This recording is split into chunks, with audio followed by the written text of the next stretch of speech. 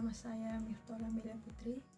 Saya adalah lulusan SMA dari SMA Negeri 2 Palopo, dan meskipun saya belum memiliki pendidikan formal lebih lanjut di bidang HR, saya memiliki ketertarikan yang besar dalam mengelola orang dan memahami bagaimana perusahaan bekerja dengan karyawan mereka. Saya percaya bahwa dengan keterampilan komunikasi yang baik dan semangat untuk belajar, saya bisa memberikan kontribusi positif untuk tim HR di perusahaan ini. Apa yang Anda pahami tentang human research? Human research adalah bagian penting dalam setiap perusahaan yang bertugas untuk mengelola karyawan dan memastikan bahwa perusahaan memiliki tim yang bekerja dengan baik. HR berfungsi untuk merekrut, melatih, mengembangkan karyawan, serta menjaga hubungan yang baik antara karyawan dan perusahaan.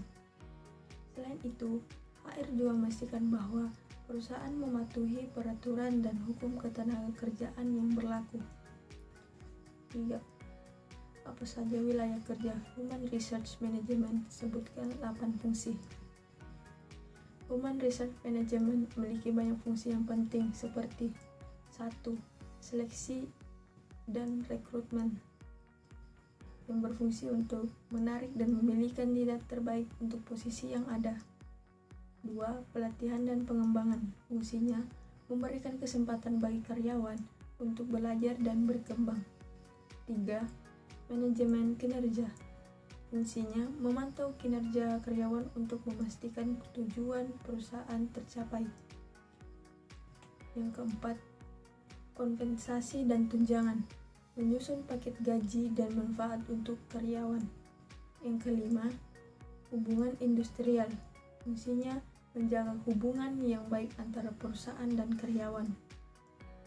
6. Kesehatan dan keselamatan kerja, memastikan lingkungan kerja aman bagi semua orang. 7. Administrasi karyawan, mengelola dokumen dan data terkait karyawan.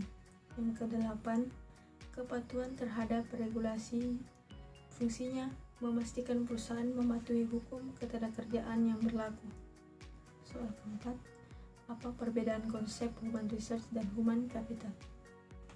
Human research atau SDM adalah keseluruhan proses dan manajemen yang berkaitan dengan karyawan dalam perusahaan, sedangkan human capital lebih menekankan pada nilai individu yang dimiliki oleh setiap karyawan, seperti keterampilan, pengetahuan, dan pengalaman yang mereka bawa ke perusahaan.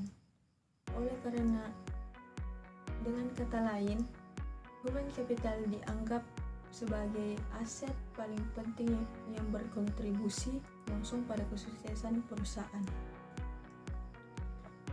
5. Ceritakan sebuah situasi di mana Anda menghadapi sebuah masalah penting dan mendesak.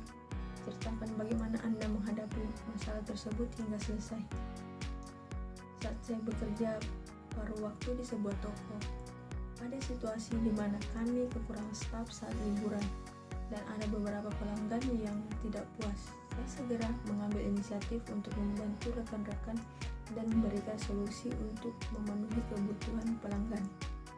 Meskipun itu berarti bekerja lebih lama dari biasanya, saya belajar untuk tetap tenang, mengatur waktu dengan baik, dan bekerja sama dengan tim untuk memastikan masalah ini dapat terselesaikan dengan baik.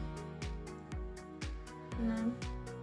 Apa perbedaan PKWT dan PKWTT dan perjanjian pemagangan? Jelaskan secara rinci. PKWT adalah perjanjian kerja waktu tertentu yang memiliki durasi tertentu sesuai dengan kebutuhan perusahaan, misalnya untuk proyek atau pekerjaan yang berjangka waktu. PKWTT adalah perjanjian kerja waktu tidak tertentu, di mana hubungan kerja berlangsung lebih lama dan tanpa batasan waktu yang pasti. Sedangkan perjanjian pemagangan adalah kontrak untuk belajar dan mendapatkan pengalaman kerja di bidang tertentu tanpa ada hubungan kerja permanen setelahnya. 7. Perusahaan ini mengalami isu serius terkait disiplin kerja karena urusan sering telat, izin tanpa alasan jelas, dan izin cuti tahunan dadakan. Sebutkan 3 langkah yang Anda lakukan agar memperbaiki kondisi tersebut jika Anda sebagai HR di perusahaan ini.